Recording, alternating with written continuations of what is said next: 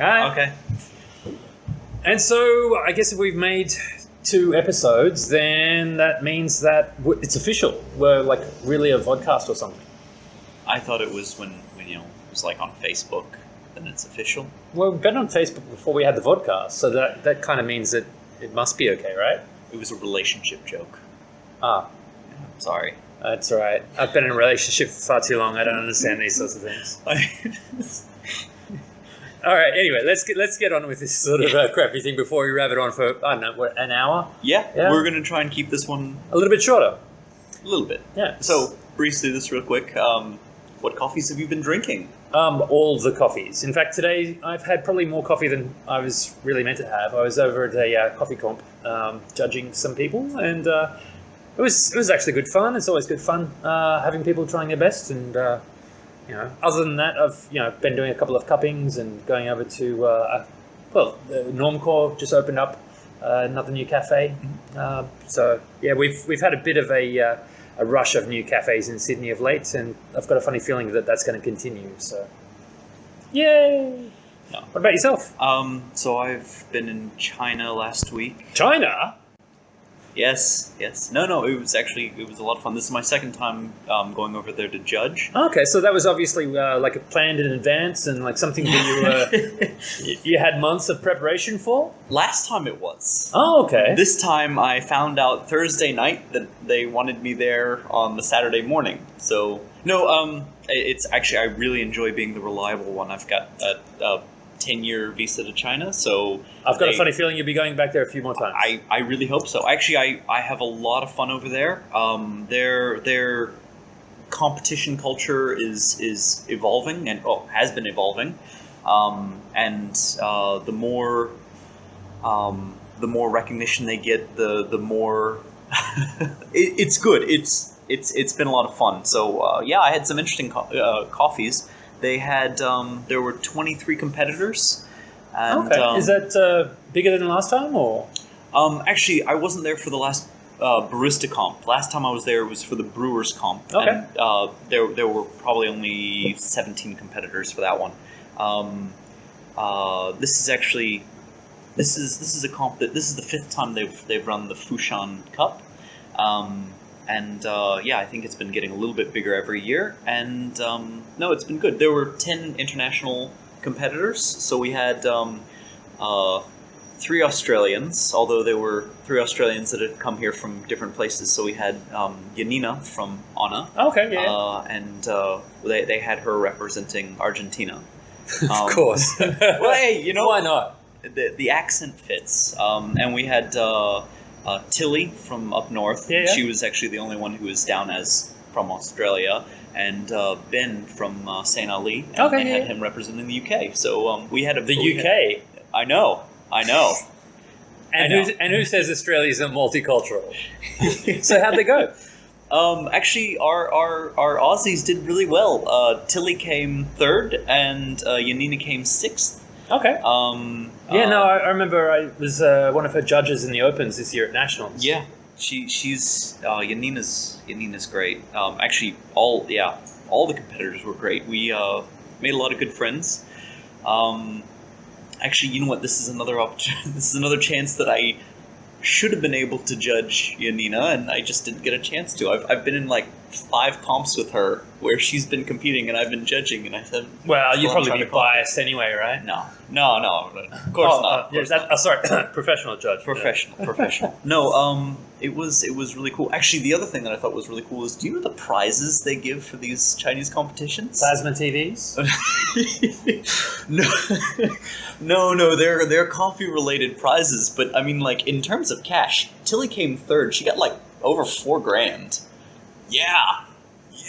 So what did you first get? I think $8,000 and an espresso machine and all that. And wow. It is like, for that alone, besides the fact that you get to go to China and have an awesome time and, participate in this really cool international competition. Yep. You can come home with some really good money. So no, the Chinese competition was really, really cool. All right. So what's the hot goss then? So what was interesting? What was interesting? we had some equipment that the baristas were a bit unfamiliar with. So instead of a Black Eagle, although we had a K30, so everyone knew the grinder really well. But the sponsored machine was a unique Stella, which is a machine I'm actually quite familiar with. But it's not one that most people. It's a French machine. It's not one that most people would really. And 57 millimeter basket. So everyone who came with their distribution tools and tamps were kind of. Yeah, but no. Look, the machine worked fine. There was some. I mean, obviously that day beforehand the competitors had a chance to mess around. They're all really accomplished baristas, so I don't think there are any real problems with them getting into the groove of it. But it was kind of I'll say more than anything, it was a surprise to see a machine that I know quite well on the competition stage. But it was cool. I mean, that did the job. To be honest, that's kind of what competitions are all about. Yeah. Like, so when you go down to nationals, and even if it's just a water issue or something a little bit different, you kind of have to make it up on the night. Yeah. Actually, you know what? Actually, it gave us the idea because everyone was so because it was unexpected. Some of the competitors were talking about how cool it would be to have a barista competition that was like Barista Survivor, like you don't know what you're gonna get when you show up to the competition, so you prepare the best you can, get like 6 different roast profiles of your coffee just in case. I had to grind these coffee beans with my teeth. That was one of the ideas. It's like you get a Black Eagle, you get all the gear you need, you got great water and stuff like that. You've got the normal time frame, but you get a hand grinder. It's like, so you're like, hello judges, it's nice to see you all today. I want to talk about coffee from Colombia. And then you have to do like a relay race to get enough water for your machine. Or No, I think they could be real. I think once the the world has gotten really used to. We need coffee to be an extreme sport. Exactly. Yeah. Bring in the X Games. Someone else had talked about what's the show where you can like purchase things that will make the other team, like it'll make it harder for the other team. Oh, you're like Chopped or whatever. Yeah. And it was like, yeah, so okay, and now you'll be bidding on the ability to mace the other teammate. Just a light macing before you start. You're like, trying to. No. Hey.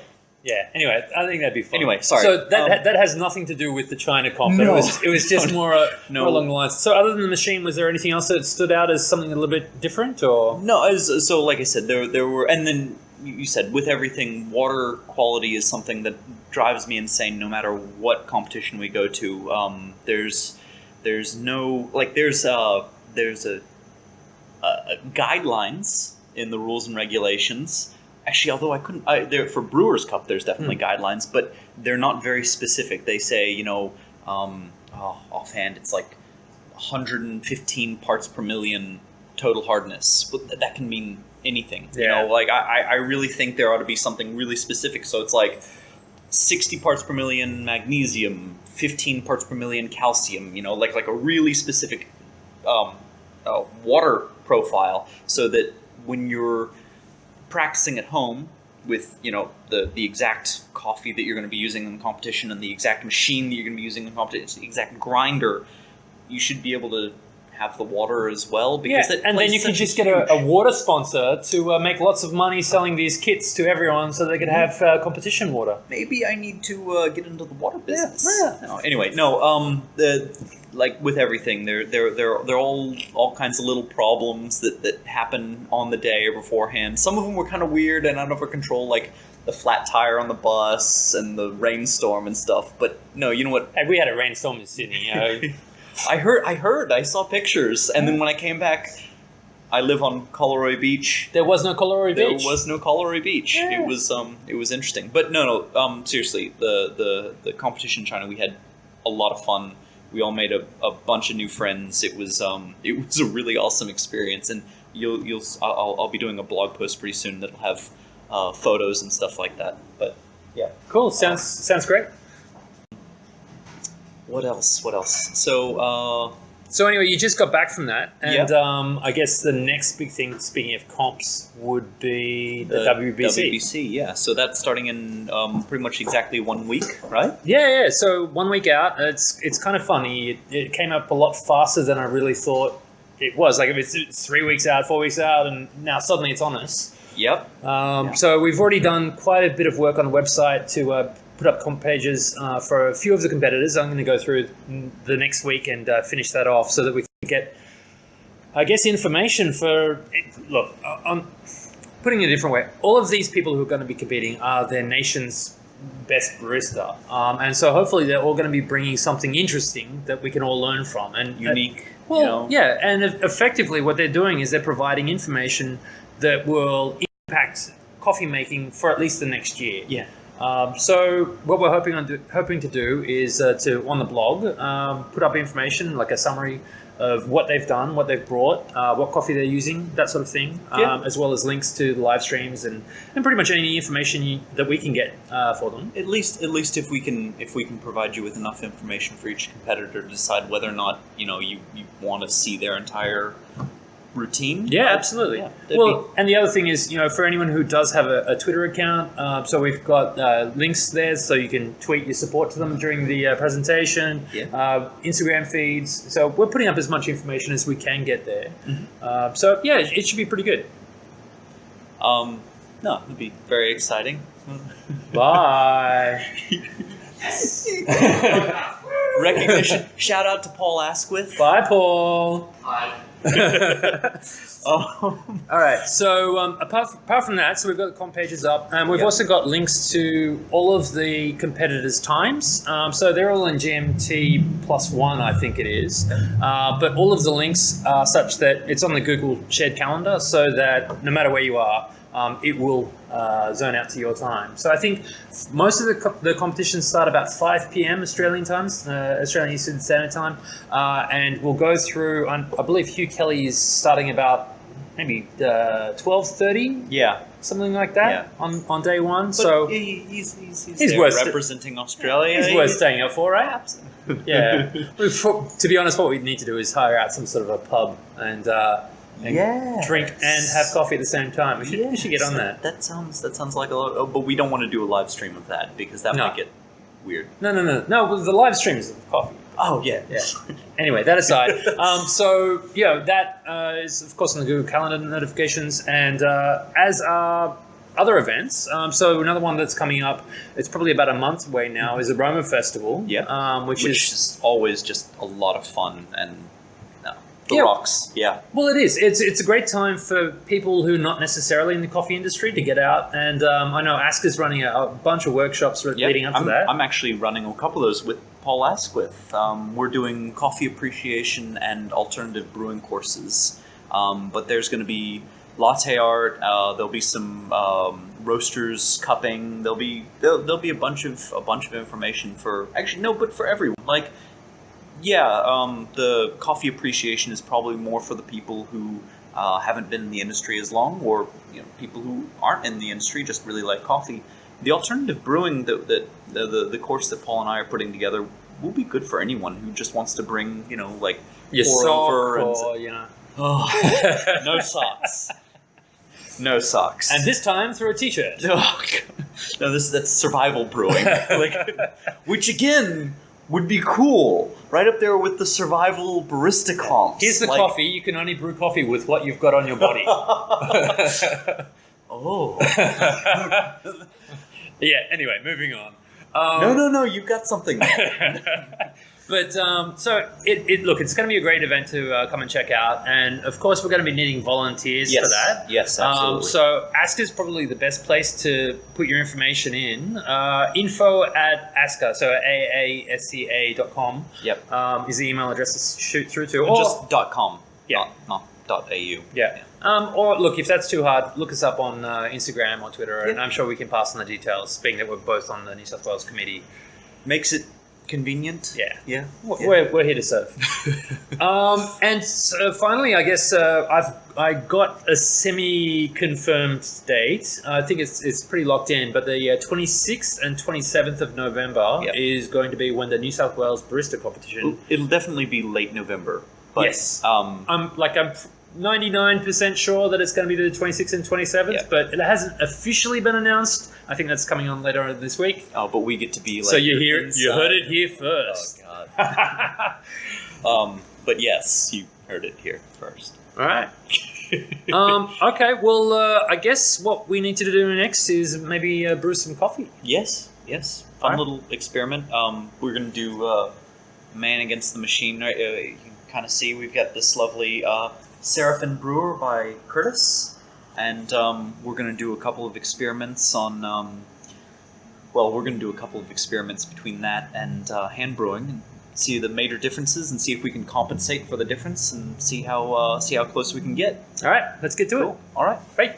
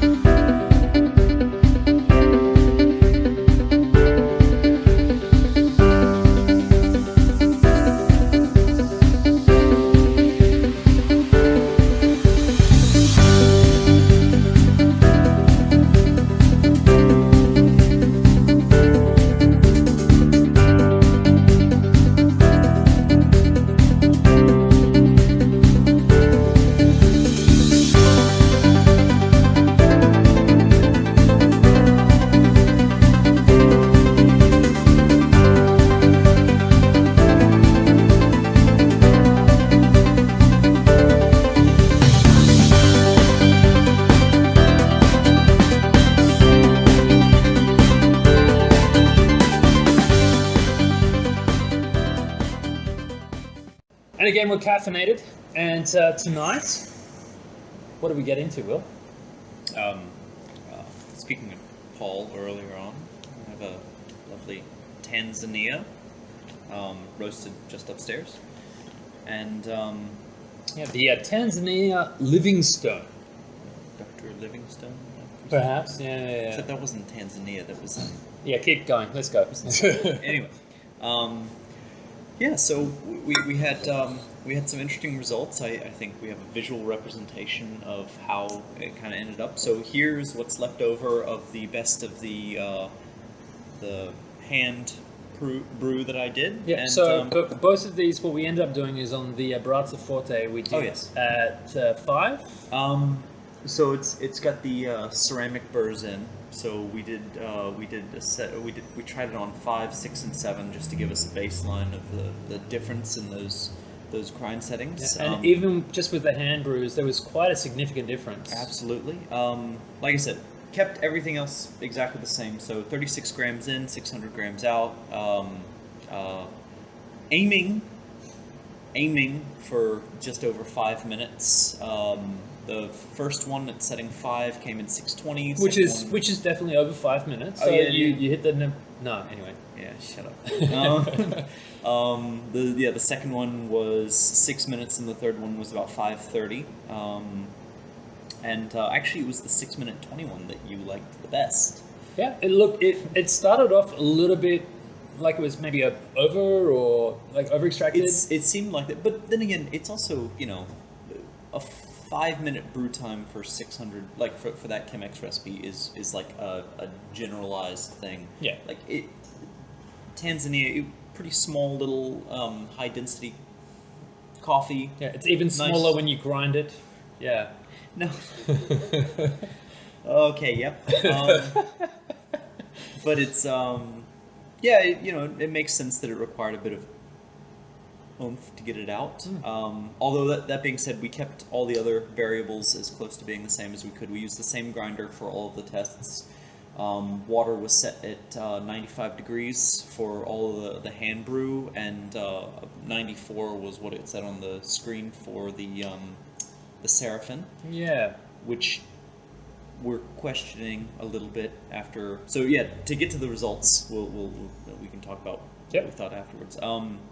Of course, as the grind got coarser, we had some changes in what we could perceive. The most coarse, which was actually our least favorite, kind of came out like green apple tea. Like the kind of malic acidity was apparent, but it was a bit under extracted and not really all that.